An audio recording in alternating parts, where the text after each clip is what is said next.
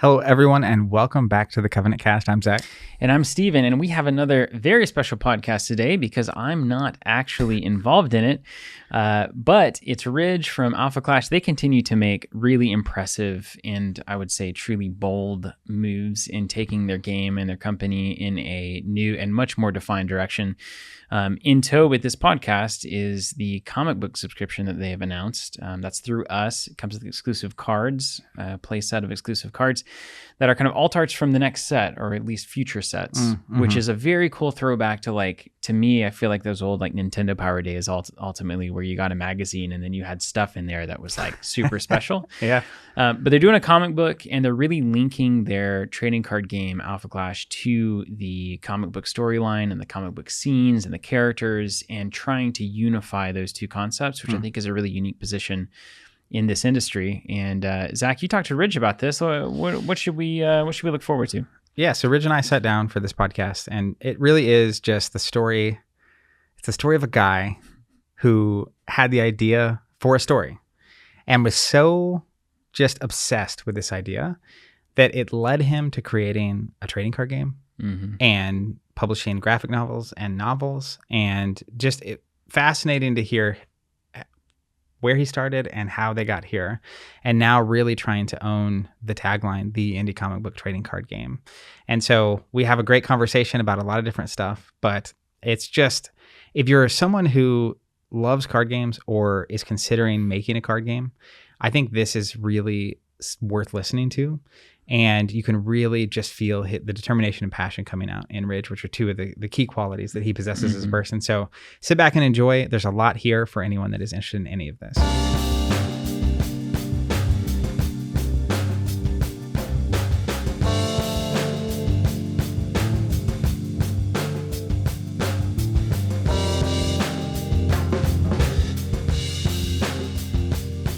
All right, Ridge, welcome. Thank you for being here. Yeah, thanks for having me. For anyone listening or watching that might not know who you are, can you tell me, who is Ridge and what does he do at Rising Empire Studios? Oh, to sum up that one without, being too long-winded. You can be long-winded. I'm the CEO of Rising Empire Studios. I created the Alpha Clash trading card game and the Alpha Clash IP initially, and I have my hand on virtually everything that we do as a studio. You're the guy. Yes. The guy. So, tagline, indie comic book TCG. Comic book is a big piece of that. Yep. We're here primarily to talk about the comic books and the story. Recently announced our comic book subscription for Alpha Clash. So, can you tell me why this story matters to you? Yeah, the Alpha Clash universe is really what supports everything that we do. The TCG is our flagship product, but lore matters. And it was a story before it was a card game. Characters, everything was just being drawn to life, written to life. And we wanted something that people just really cared about. And we wanted to offer Alpha Clash through multiple mediums. So if you're into card games, great. Here's Alpha Clash for you. If you're into comic books, here's Alpha Clash. If you like all of these things, we can offer it, in multiple different ways for you. But we wanted people to experience the story through just whatever means necessary, to an extent, for people to just enjoy. So you said Alpha Clash was a story before it was a game. So let's rewind it back for a second. Yep. Can you give me a very brief, how'd you get into card games in the first place? Let's just get that on the table. Yep. So card games, started off collecting sport cards when I was younger. Then Pokemon came around third grade, kind of mid-90s, and collected that. And then eventually that evolved into playing Magic the Gathering as I got older. And then once that kind of phased out, got away from card games for a bit, but the one that stuck out to me was Dragon Ball Super. And then once COVID hit, the community I was living in Las Vegas at the time, just kind of died for Dragon Ball. I was still getting it and like deck building. It was just fun. But then, there was really no outlet for it. and then I happened to be furloughed because Vegas was one of the places that I would say was, hit the hardest in terms of like how did it affect the city and like the economy, if you will. And so I was furloughed for a year and a half. And during that time, I had an idea that, if you're wondering like, where did it come from? I'm like, I'm not fully sure. It just kind of hit me. Yeah. Just one day, because I was a stay-at-home dad at the time with my 6-month-old son. And so I really wasn't like thinking like, okay, I'm going to work on this whole thing and this is like a new passion project. It almost like came out of thin air and I was like looking around like, what was that? And then, within 10 minutes, this whole Alpha Clash universe started forming in my head. And then I started to reach out to close friends, which are now a part of this whole thing. And then we just started working on the story. Well, while we were building the story, I just saw it as a trading card game also. And that was going to be like one of the big drivers of the story. And so I just started making a game over the course of months as we were creating the story.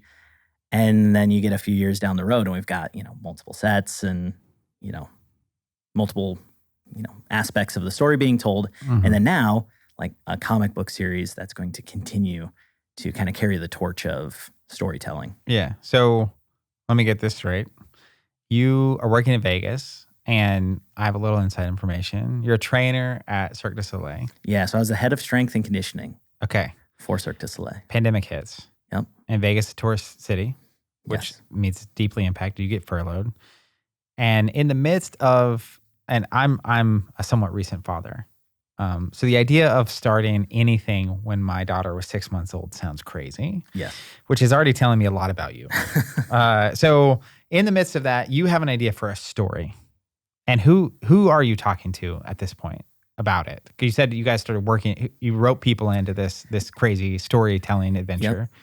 So who are you talking to, and how are you talking about it? Like, I want to publish comic books. I want to publish a novel. Like, what is that conversation like?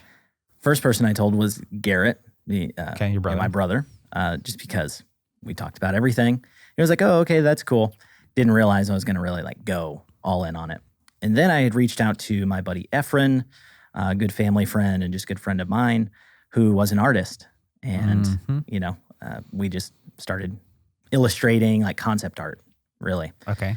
And then one of my friends at the time, Al Light, AJ, who writes the comics and the novel, context is he was also furloughed at that time because he's a head coach for Cirque du Soleil. So him and I worked on multiple shows together.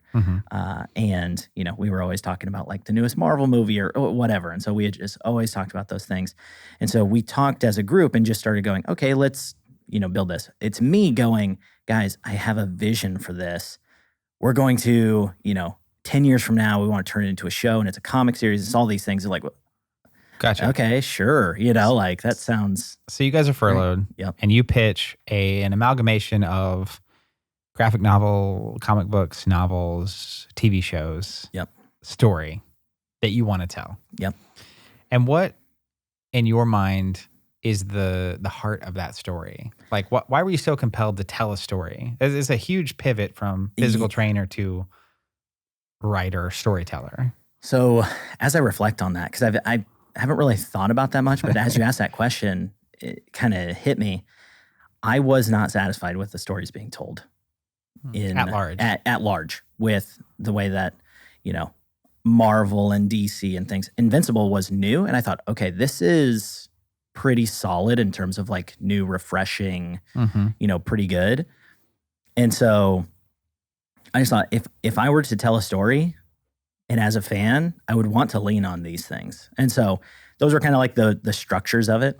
And then what was cool is as we were collaborating, as I'd have these, crazy story ideas, Al would be like, yeah, we're going to lean away from that. Like time travel, nah, like just complicated. Things, yeah, just the complicated things. And so he really tied it all together. Because I was like, hey, I've got these 50 characters that come to mind. He's like, I don't know how I'm going to weave that together. But, if you've read the novel, you'll see there's a lot of characters. And, I'm biased, of course, but I think he weaves it together like really well. What is it that makes this story worth telling? So much so that you've done everything that you've done so far, right? Yeah. Well, my very first iteration of it was like, what if we did like Hunger Games and like Dragon Ball's World Tournament or Universe of Power tournament, or Tournament of Power, I think is what it's called, and put superheroes in it and, just have like a big mashup. And then someone was like, oh, it kind of sounds like Secret Wars. I'm like, oh, okay, well, we need a little bit more like meat and purpose and things like that. And so really it's man, my mind, what's hard about being on the creative side is I feel like my mind goes so many different ways on like, well, this is, here's the story here, here's the story here, this is why I do this. But, ultimately we wanted to tell a unique story that involved, protagonists and heroes and people that you care about in a unique situation in a world that's gone crazy. But at the same time, there's a bigger purpose as to like, well, why are these events unfolding? And there's like a little bit of mystery. And we wanted to tell it over years and not just like, okay, here's one instance of a story. Yeah. And there you go. We actually had built in multiple layers to tell over, many years. And like this new comic series that we have coming is a prequel story, which, kudos to Al, ties together to past and future stories in like really clever ways that like diehards are going to go, how did he do that? Yeah. So, it's really just a world that gets turned upside down through the progenitors, which are like the gods. And they have something called the awakening. And every so many thousands of years, these progenitors hold the gambit, which is a tournament, across the universe. And they awaken multiple worlds. These people get superpowers, but none of them are good. They all have something called the pull. And the pull is this maddening drive to fight each other. What they don't know is that they're fighting at the behest of the progenitors, and then it's going to reset the world's history. And so anything like the sinking of Atlantis, the extinction of dinosaurs, you name it, it's all because of alpha clashes that have reset the world's history over and over again. But this is happening on planets all around the universe, quite often. Yeah. And so then you get a protagonist like Clarity that's like, hey, by the way, I've been around the block. I've seen this several times. I'm actually kind of tired of it. So let's fight back. And so it's kind of the chaos ensues. Yes. So let me get this straight. Every so often, characters throughout the story awaken and start getting powers, but they also have the pull. So they're drawn to find each other, presumably to kill each other. Yep.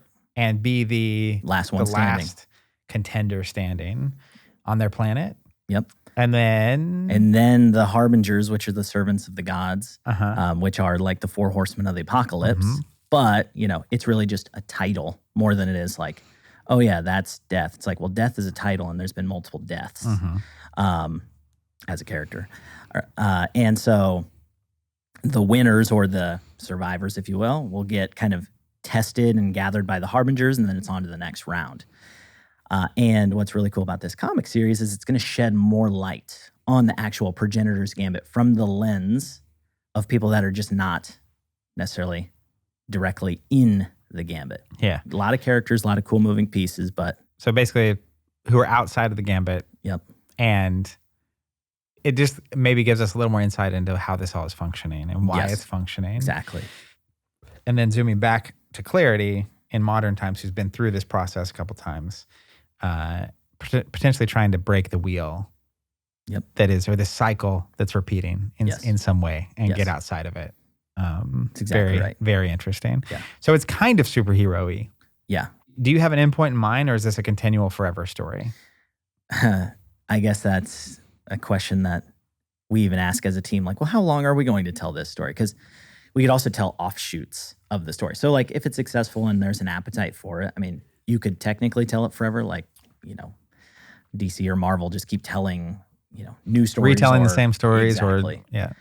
We could do tangents of all those things. But, when we first thought we were going to do it, it was just going to be like a series of novels. Like, hey, there's 5 novels and we're just going to tell it from here to here. And then that's it. And then over time, as we started to, just run the business and really dive into the storytelling and all that, we just realized, man, we should be telling other stories, really lean into the comic side of things and just like show people that there's so much lore to explore and a reason to like really care about these characters. And it'll all tie together across the stories. And it's just fun. Like they're fun reads. Al is hilarious as a writer. The way that he tells a story is really entertaining. You feel like at least when I read the novel, it feels like I'm watching a movie the way that he does that. And so they're really fun. They're really visually appealing. It's action. It's action packed. Yeah. Well, we'll get back to the comics in a second. So rolling the clock back a little. You have an idea for a story. You guys are jamming on that. These are going to be 5 novels, you said, and all this stuff. Well, that wasn't hard enough for us. Yeah. So let's also make a TCG. Yes. When did that pop into that equation? Yeah, that's a good question. So looking back and really thinking on that, the turning point was, hey, we can do these comic books. We did the graphic novel first, but I, at the time, was having a hard time seeing how do we run a full-fledged business with just comic books. Like, I don't quite see the vision. I see us building an IP and all those things, but like, how do we scale it? How do we really go from, we sold 50 comic books to 10,000 or whatever the number is to really be viable?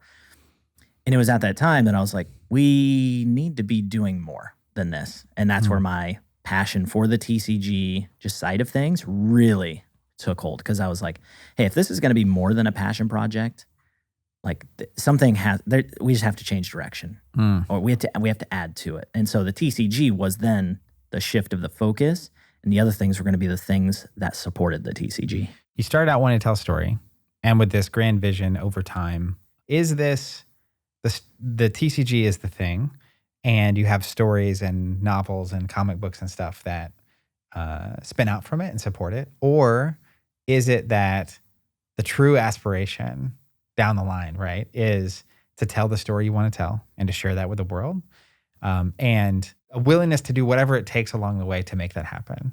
And the TCG is just a way to support that dream.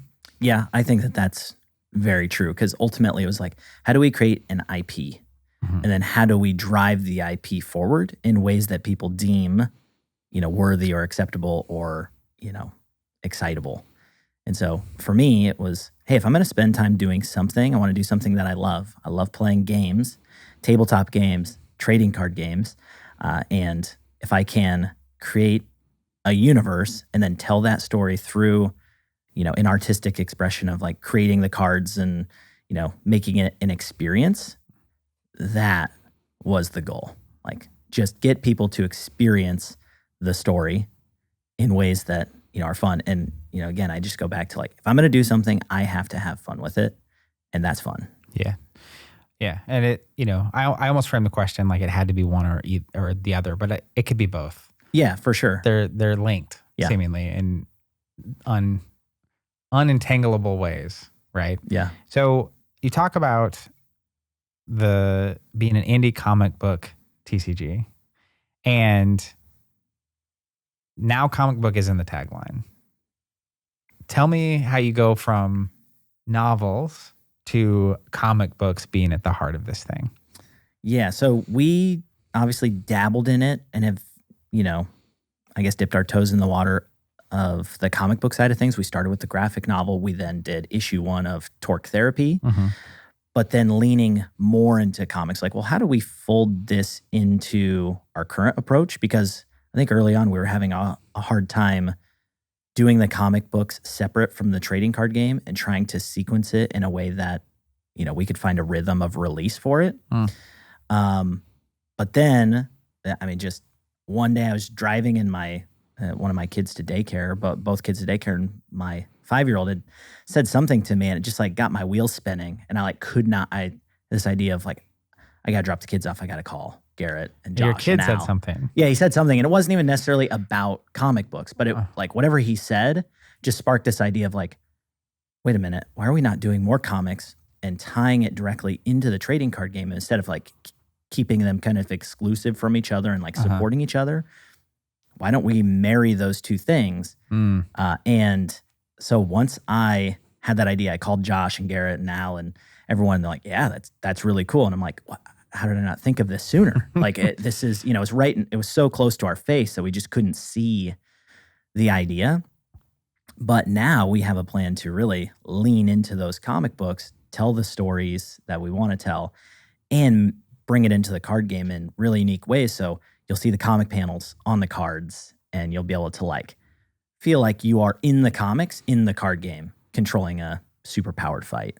Got you. So I remember one product you released along the way was Draft Box 1. Mm-hmm. And it had some of the cards in there that actually, even the Torque Therapy came with some promo cards that were, the art on the card was actually literally straight from the comics. Yes. It's like art from the comic itself. Yep. And it looking back, I mean, it did feel like the comics and the novels were, it was almost like whoever was doing the comics and the novels and whoever was doing the game all licensed something from Alpha Clash, but they weren't in concert with each other.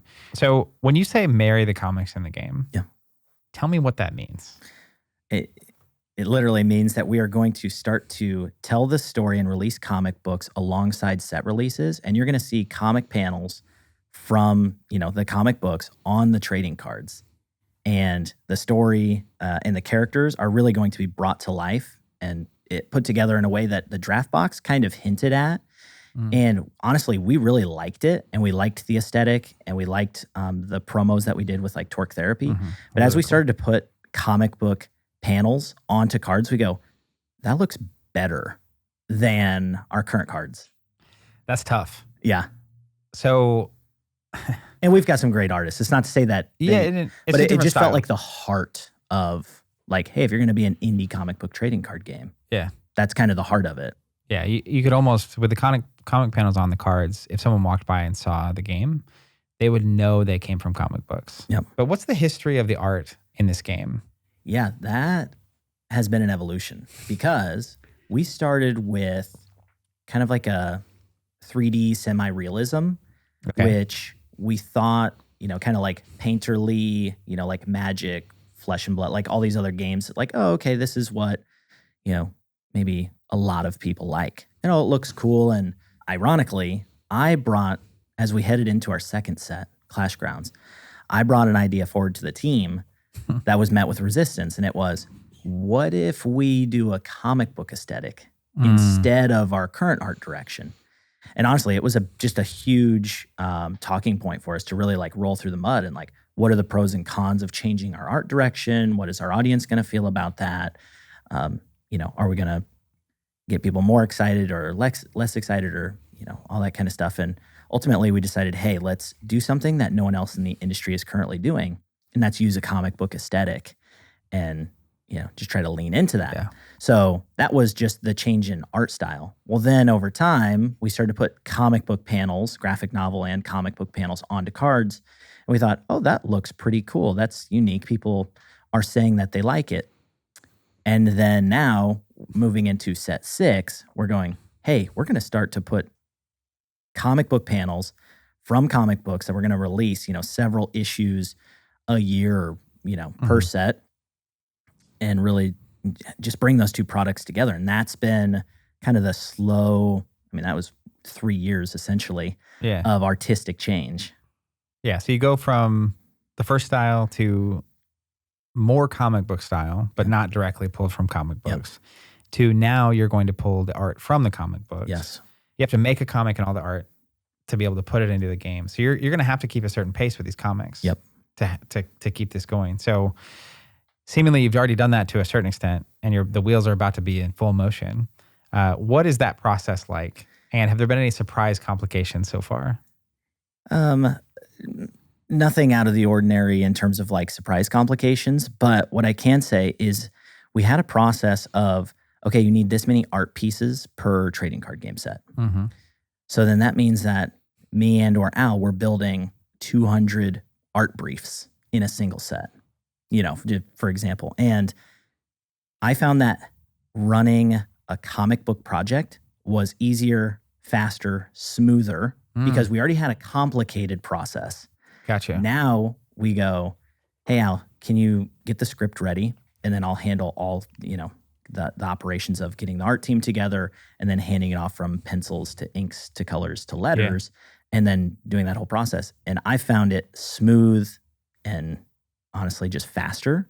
So it's been one heck of a improvement in terms of our just artistic development. So it's in some ways simpler because instead of making up 200 card art briefs, you just tell a story, which is what you've wanted to do from the very beginning. Exactly. And, I don't want to take away from Al because he does the heavy lifting with the writing, which is really important. That's because he writes so well, it then makes our job easier.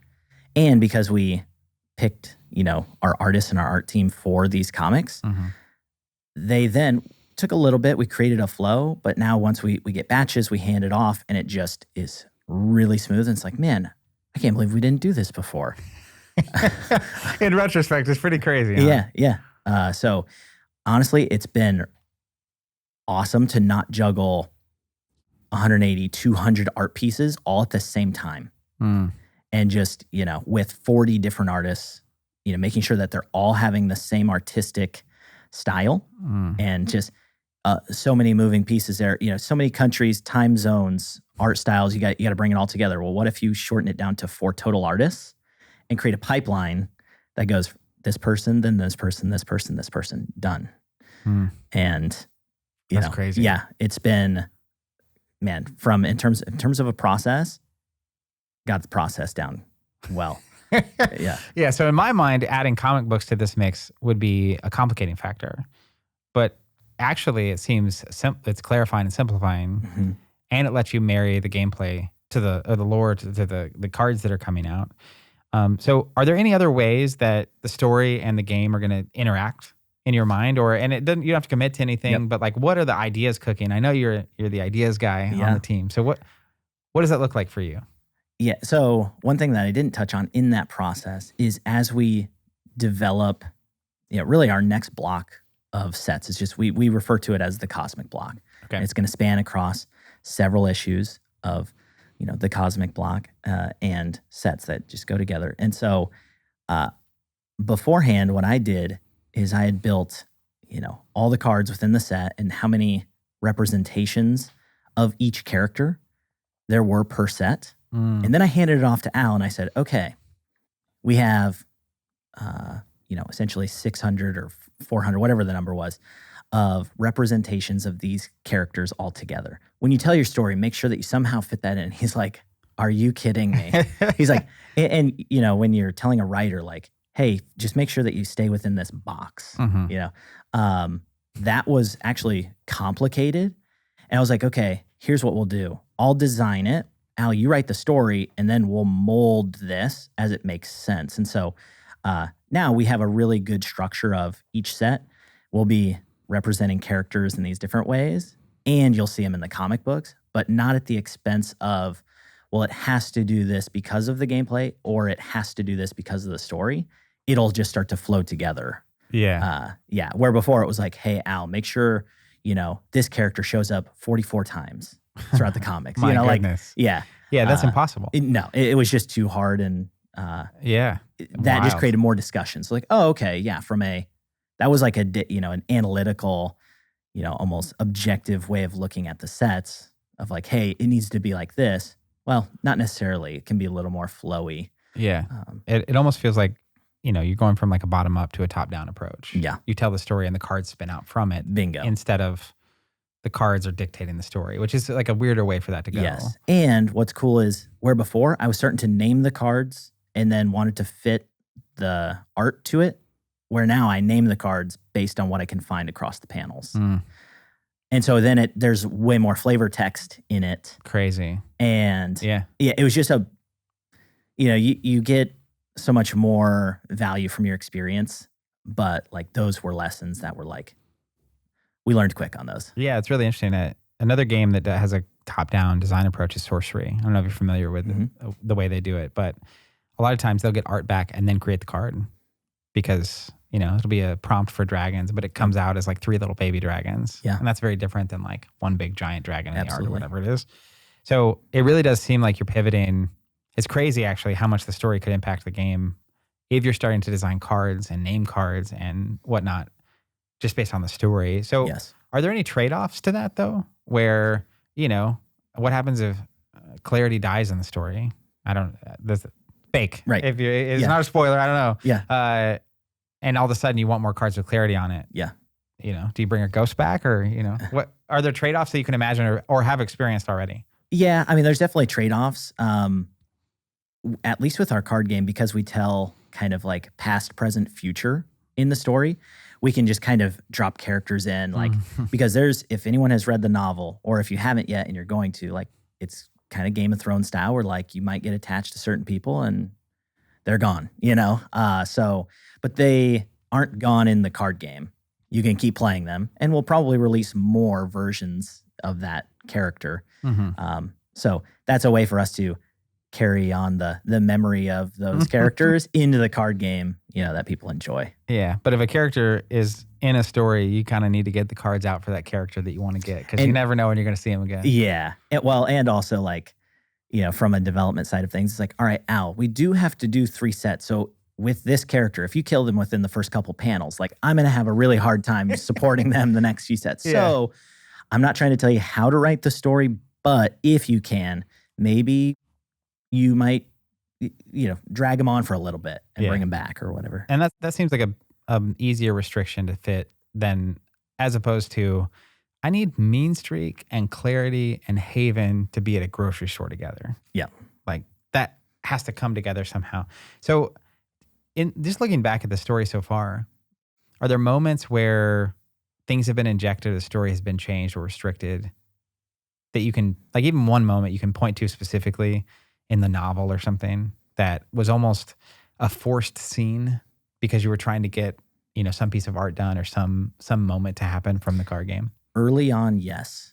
And as we were kind of telling the story, I could tell that it was restricting Al in just his writing style. And then it was like, hey, how about you just kind of tell the story as you want, and then I'll start to do my part based on what you're giving me. There were characters that we made that just never made the story. Like, there was a guy named Rex who actually split off into 2 characters, Colonel Edwards and Weber. But he was going to be a guy that was with Moxie in the field. But it actually just split off into 2 characters. And, like, for example, Clarity didn't exist when we first started the story. That's crazy. Yes. Her and Haven came along later. Haven didn't even exist. No, Haven didn't exist either. They're the heart of the story. I know. You don't even have a story without them. So to share some context, like, Magnate was going to be the focus of the story, like when I very first started it. Okay. And can you describe Magnate for me, for someone that might not? Yeah, Magnate is the biggest bad on planet Earth, or one of them. If you've seen the cards or if you read the novel, you may know there could be a pecking order. Superman? Yeah, he's kind of like Superman, Homelander, but he's got gamma powers. He can fly, super strength, nigh indestructible. And he's the big bad of... A bit of a Chad. Yes. Yeah, and he has an ego. He was a business mogul. He was, super successful. And as he got his powers, as he became awakened, his persona was wrapped in that, and he became Magnate, the Magnate. Some would say he was always Magnate. Yes. Yeah. He was a business magnate, and then he just became Magnate, I see what you did there. With his big personality. He was the original was the original focus, and he was going to be, whether he was a hero, an anti-hero, We don't know yet. And whatever it was. What prompted you to add Haven and Clarity? That was 100% Al. Like, he thought there needed to be a catalyst to the story, and there needs to be, like, some other purpose of, like, oh, there's this superpowered person that goes on this journey, and they fight and they survive and they move on. Like, there just has to be more to tell to that. And that's where so what's cool is Mean Streak was a character that Al designed when he was sometime in the 90s. He was just like a speedster. He came up with Mean Streak. Well, I was watching a kid's, it was Leapfrog. I was watching a Leapfrog show with my, then like 1-year-old son. And there was something called a zipping zebra as he was learning the ABCs. Well, as the zebra went, the stripes on the zebra floated in the air and then zipped back to the zebra. And I was like, what if there was a speedster that had extra tools to fight with?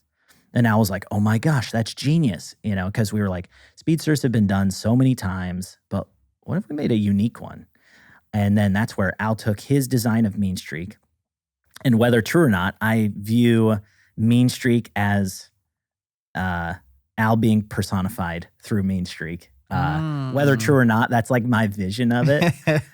If Al had powers and all this. I feel like Al is nicer than Mean Streak. Oh, for sure. Yeah, Al is. But he took Mean Streak and made him just such a unique character that to me hasn't really been done before. At least not like that. Yeah. You know, because you're like, can he talk to his streaks or is he just a little bit crazy? Or, you know, it's just kind of a mystery. To be determined. Yeah. Yeah. So we talk about these different characters. We're launching this comic book subscription. So tell me why this comic book series and why are you releasing it in this way? Which is essentially through us, through a subscription. And each comic is going to come with a play set of alt art promo cards from a future set. And the promo card, of course, is going to feature art from the comic book. Mm-hmm. And then also, you're going to sell this in person when you go to conventions and when you have your ClashCon and when you're hosting your big events and all that kind of stuff. Yep. So tell me about this decision. Well, I think first we wanted to make it widely available. Like we just wanted anyone to be able to get their hands on the comic book. You know, we had done the comic book distribution route, which was challenging in and of itself. Let's pin my first question. Tell me about that. That's too interesting for me to let slide by. Tell me that story. So, yeah, without being too long-winded on this story, but with also wanting to tell, you know, some details.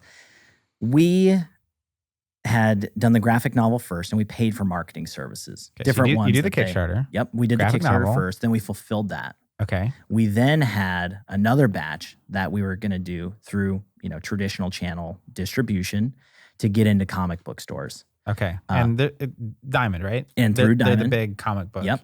So in your mind, you've made it. Yeah. It's like, hey, we landed Diamond distribution. This is going to be great. Were you guys like celebrating you signed it? Yeah. You're like, oh, yeah, we're pretty pumped up. Yeah. And so we get on with our marketing team and they have a catalog of different things that we can choose. And we choose This is Diamond. This is Diamond. We choose a few different marketing options and we go to do it. And, you know, we don't sell very many. I'm like, what? That's weird. You know, you were supposed to post on social media. I didn't see that. Was there an email blast? Yeah. And like there was a few other things. Well, come to find out, they never did it. So you paid Yes. for them to send an email blast and post Yes. on social media and Yes. promote your graphic novel. Yes. And did they buy the graphic novel or did they just take copies? They just took the initial order and then fulfilled that. So they bought the order. Yeah, they bought the order. Okay. They didn't do that. Now, this is where it gets interesting because a year and a half, 2 years later, I come back because what happened right after that happened, I voiced my concerns. They said, no, that this was our mistake. We will honor these services. We'll do it on your next solicit. Okay, great. Well, Ridge comes back a year and a half later with receipts saying, hey, I have a new comic book that we're ready to solicit. You still owe us these services. Well, it turns out it had to go through, I probably went through like 6 weeks of going through like a chain of people trying to, this was a year and a half ago. I'm like, well, there was no expiration date on this. And so you paid for it. And I paid for it. And so, yeah, that led to kind of the next solicit. But that first one was like, oh, that didn't go very well. I'm not sure we can really be successful in the comic book world. So let's rethink this. And so that's why we kind of waited a little bit on the comics, let the TCG do its work, focus on the novel development. And then as soon as we had Torque Therapy issue on hand, then we thought, hey, let's do this. So then And Torque Therapy, you guys did another Kickstarter. We did another Kickstarter. We fulfilled that. Yeah. About 3-4 months roughly. And then I had issues. I thought, hey, we'll try distribution again. And they owe you one. And they owe me, which actually took a lot of back and forth, trying to escalate it. And eventually like, all right, we got the marketing for it. Okay. And then what happens is it actually did pretty well. Torque Therapy, like, I don't know where those copies went. I'd love to know who has those. Yeah. But we actually sold way more than I thought that we would, which was like great. And so we then sell it. I'm waiting to get paid from the distributor, and then they go under. Oh no! And so hold on. You send them Torque Therapy. Yes. They sell a lot of it. Yeah. They never pay you for it. No. So it went well, except for it didn't go well at all. And I say that relatively because we had no expectations, right? Like based on the first graphic novel, it's like, hey, if we sold 100 copies of each variant cover, like great. And so on paper, it was like, hey, yeah, we sold more than we thought we would. Yeah. Based on previous experience. So clearly you're not going to send more things to them. Correct. I don't even know if they exist anymore. I'm not sure right now. The status is questionable. Yep. So you want to do comic books. You want to use art from the comic books for your game. You want to release these comic books. Meanwhile, we recently talked to Garrett and you made we're going fully indie announcement. Yes. So fully indie card game, fully indie comics, not using distribution. Why just us and just you in person? Why not offer it to the champion stores? I think that's a question a lot of people will have. Well, I think one of the biggest things is that if it's only offered to champion stores, then it gets restricted to, whoever is holding product in certain areas. And you'd need to grow your champion store presence in order to make it more widely accessible. But if we can make it just more accessible up front and not, make it exclusive to these areas, then people can just get their hands on it. And I think, if we were to continue to release like LGS exclusive comics, which was a really cool promotion that we did. You did that recently. We did it recently. But the problem is that anyone that doesn't have an LGS that they go to or that didn't get the comic book, like they don't have any way to get that comic book. And so, yes, it was a promotional comic. It was shorter. It was like 12 pages. Fun little read, cool little story. But if you're a diehard and you can't get your hands on it, well. Yeah. Now, you could have done both. Could have done both. Yeah. But how practical is it to send comic books to game stores? Yeah. That's a tough one because not all of them sell comic books. Yeah. Yeah. Most of them probably don't. Yeah. So it could be challenging. And so let's get comic books to the people that want the comic books. Yeah. And it does, going fully indie, there are trade-offs. It's a lot harder to manage all this. And so tell me about the comics themselves that we'll be sending through our subscription, right? So how often are these things releasing? And set the stage for the story that's going to be told? All right. So our goal is to release them monthly or, roughly every other month. And the reason why I say that is, one, we are indie, but two, some things are out of our control in terms of like shipping. Sometimes it could get stuck at the port. Sometimes manufacturing can take longer than you want or hope.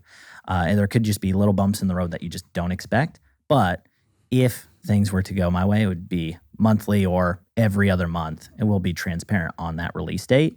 But I can say 2 comic books are already done. Cool. So, and we're hammering them out because our process is, flowing. Now, in terms of the story. Well, they have to be done if you want to keep releasing cards. Correct. Yeah, exactly. You have a little pressure. Yeah. Now, the story. So, this is a story of Clarity. Okay. And at this time, she is the harbinger of death.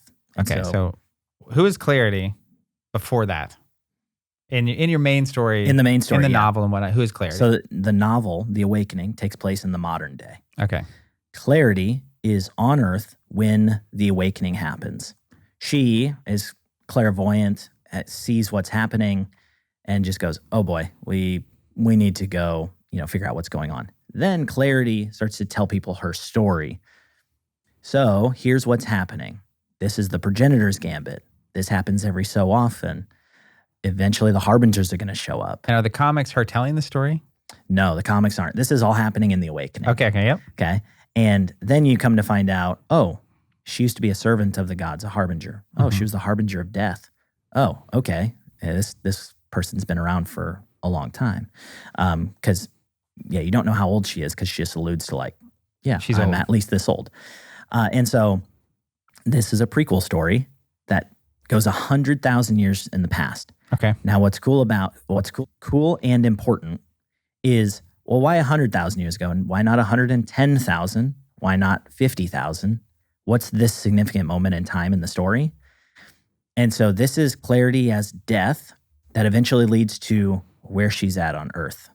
And it's the journey and the process that gets her there. Gotcha. And this period of time that leads to call it the change. There was something significant that happened at this time. Yeah. And what you're going to see is you're going to see Clarity in a very just kind of real, raw way that she doesn't necessarily present in the modern times. Yeah. Yes. And if you read even the title of, the second or third issue, it'll really start to go, what is that about? Yeah. So as someone who's a fan of The Harbinger of Death, what can you tell me? And if you can't spoil it, that's okay. I can be patient. But what does it mean to be a harbinger of death? Oh man! So the harbingers serve the gods, and what you come to find out, and in even the first couple of issues, is not all the progenitors have the same goals, and some of them have harbingers that serve certain ones. So each progenitor has harbingers? Potentially, yes. Yes. Okay. And they are kind of at the will of a certain progenitor, the harbingers are. And those could be totally different goals. And so you see pretty quickly the rivalry between Genesis and Clarity when they are the harbingers of war and death.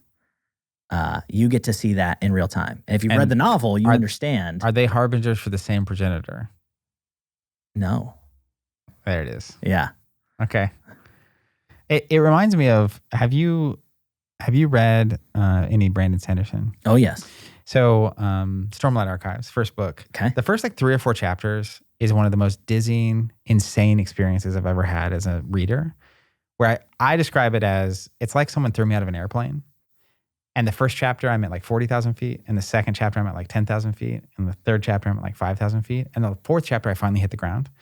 I feel like I just had one of those moments in terms of the Alpha Clash lore where you just told me 2 snippets and I'm now at 40,000 feet for the first time. And that's really cool. Yeah. Yeah. I get excited seeing these panels come to life because the scripts are really good, really fun, really enlightening on the story as a whole. And you will start to understand why is the thing, or why are things the way that they are now in the modern day story based on these past events. Yeah. And you get introduced to all these new fun characters that, also 2 things, I'm not going to spoil, but 2 big pieces of the story have been touched on. If you're a diehard of the novel, you would pick up on it a little bit. There's some big stuff that matters at the lore at large in this series. You have to read in the comic book series. In the comic book series. Yeah. Yes. I can tell whatever it is, you're so excited about. It's I can't wait. Yeah. It's unique. That's the thing. Was this in your mind when you first started out? No. So this was later. This was all new. This came later. Year and a half ago, roughly, is when this idea came to be.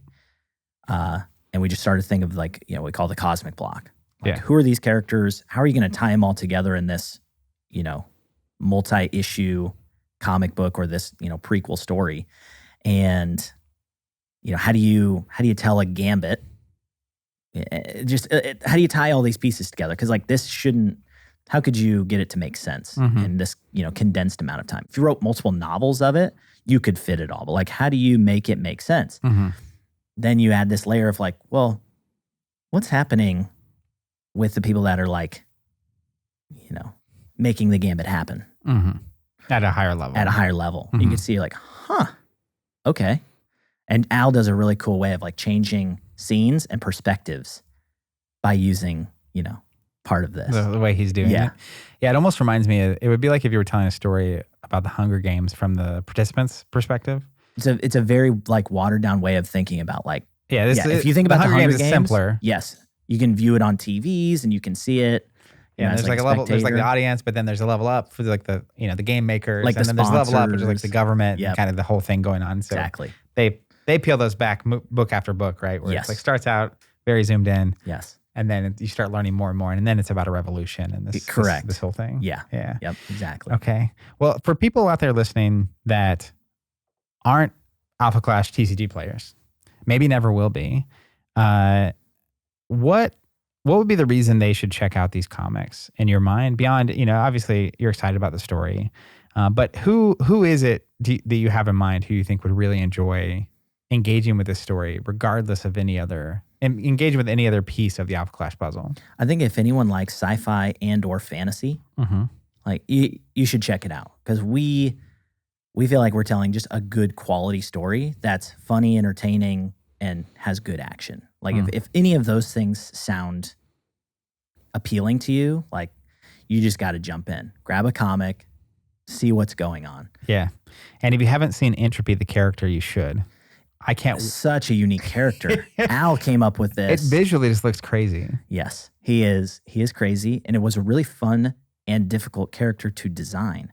Even the concept art phase, it was like, how do we portray this in a, visually. And so they'd send one, well, we need more of that. And it was just almost a little too artistic. You couldn't like put your finger on, you need to do this. It was like, kind of going with feeling. Yeah. How would you describe the way Entropy looks? A little distorted, a little chaotic, creepy, kind of, kind of just like a chaotic, creepy, like he's really powerful and he's a little sinister. And it's a little unsettling. Yes, he's unsettling. The way the chaotic creepy to me, for the first time, I think I connected the dots in my own mind because I saw this character and was immediately drawn in. It's almost like a mythological Joker. Yeah, I can see that. It's not Joker. Yeah. But if there was like a mystic, godlike being that was inspired by the Joker, I think you could almost get to Entropy. And you can even see his level of crazy through his dialogue. And it happens, right away, issue 1. It's called Entropy's Orders. That's issue 1. That's issue 1. That'll be coming. Yeah.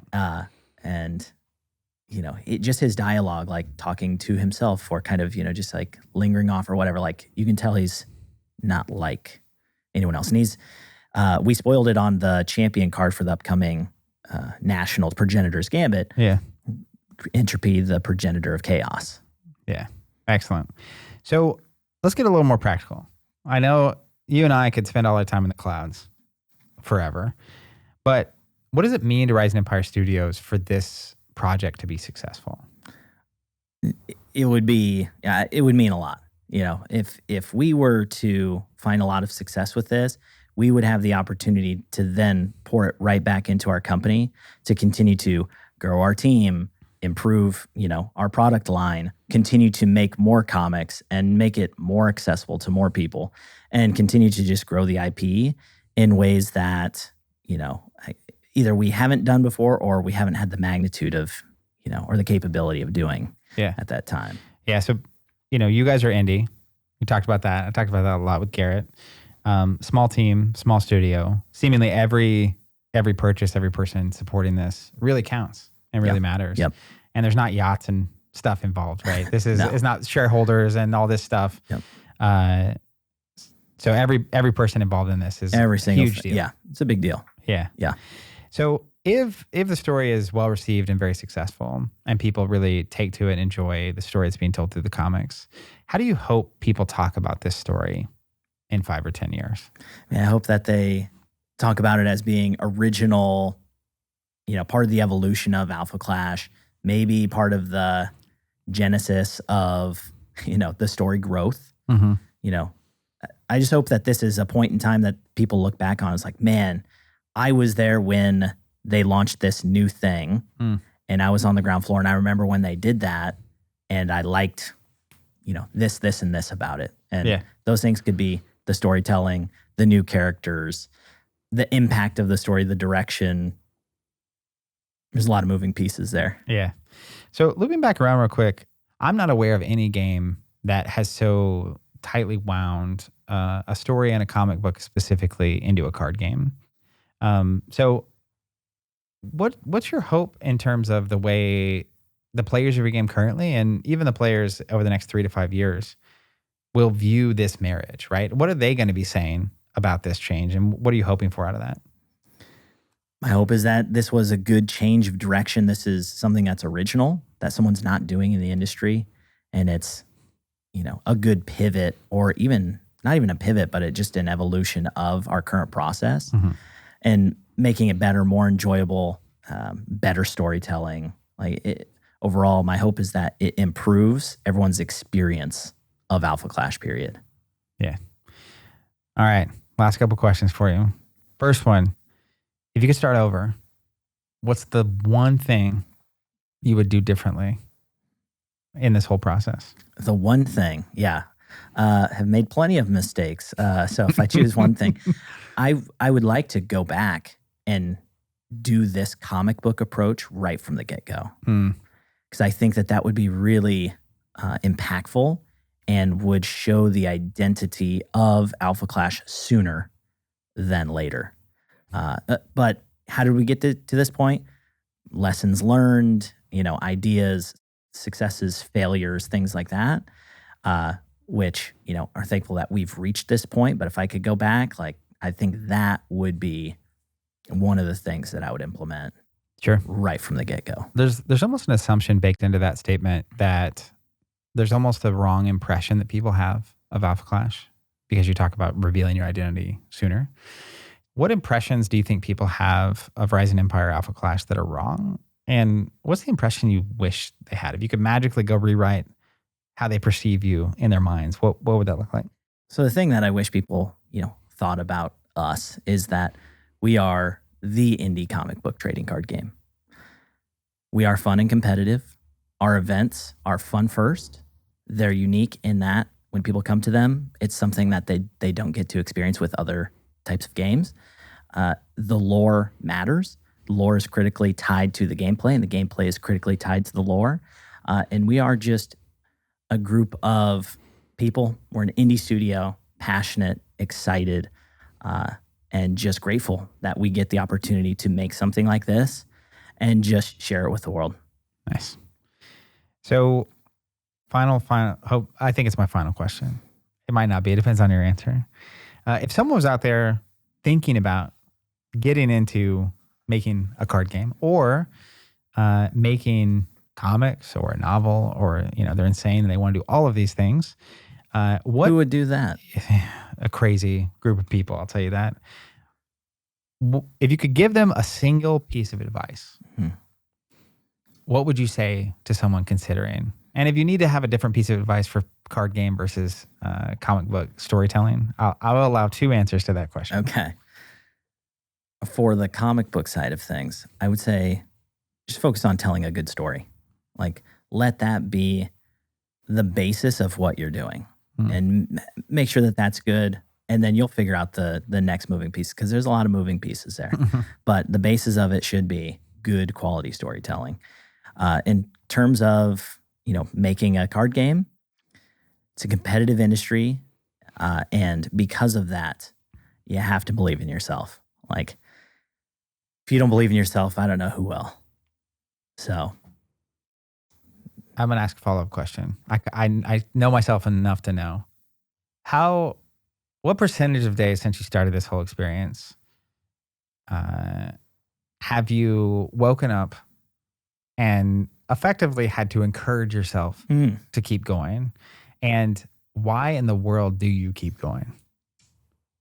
I'd say it's probably been 60-40. 60 where you need encouragement? Yes.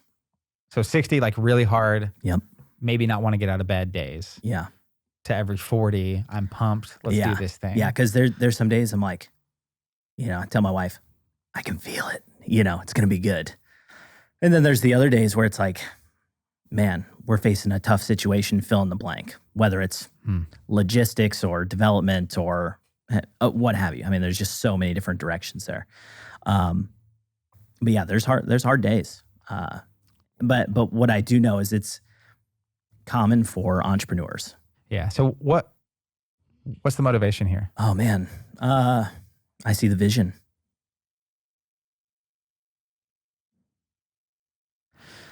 I can see 10 years from now, where are we? That's what I see. Yeah. You just hold on to where you're going to get, and you're willing to go through whatever it takes in the meantime. Mm-hmm. Yeah. Man, I have mad respect for what you guys are doing. From the moment I met you, I knew that was true. There's no quit in this guy. So thank you for coming on. I'm proud of you. We're so proud to work with you and support what you're doing.